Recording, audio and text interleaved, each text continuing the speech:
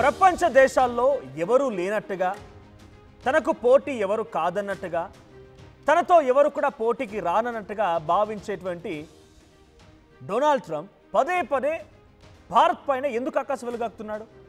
నీకు అసలు పోటీయే లేదు కదా, నీకు అసలు ఎవరు పోటీ కాదు కదా, నీ అంతటి వాడు కూడా లేడు కదా, ఎందుకు మరి భారత్పై ఇంత అక్కసు?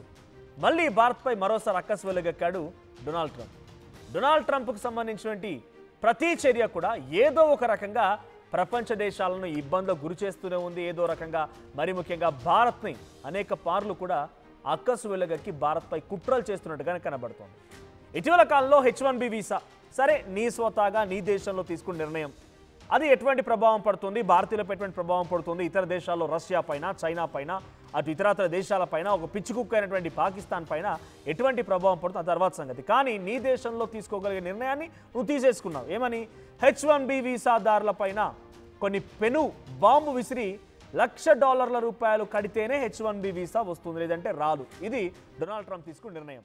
అయితే H1B వీసాదారుల పైన ఆ నిర్ణయానికి తగ్గట్టుగానే కొన్ని కంపెనీలు వ్యవహరిస్తున్నాయి. కొంతమంది వెళ్ళే వాళ్ళు వెళ్తున్నారు, ఆగిపోయే వాళ్ళు ఆగిపోతున్నారు, అన్నీ జరుగుతూనే ఉన్నాయి.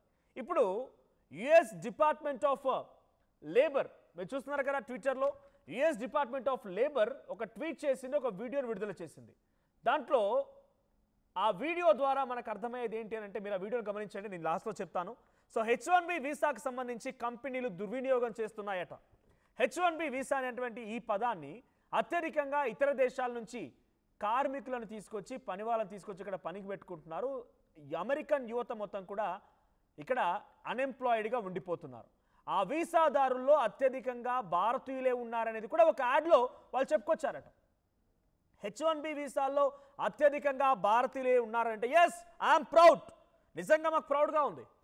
మీ దగ్గర పని లేక, మీ దగ్గర పని వచ్చిన వారు లేక, మేధాశక్తి లేక, ఇంటెలిజెన్స్ లేక, ఆ టెక్నికల్ నాలెడ్జ్ లేక, స్కిల్డ్ లేబర్ లేక మా దగ్గర నుంచి తీసుకుంటున్నారు. Of course we are very much skilled, we are very much talented, we are very much intelligent.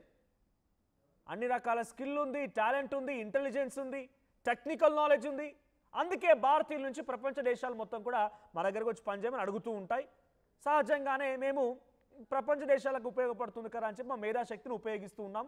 అక్కడ మీకు అది అడ్వాంటేజ్గా మారుతుంది, మీకు డబ్బులు వస్తున్నాయి, అలాగనే మాకు జీతం వస్తుంది. మా ప్రపంచ దేశాల్లో కూడా మా గుర్తింపు డెఫినెట్గా మేము కనబరుస్తూ ఉన్నాం.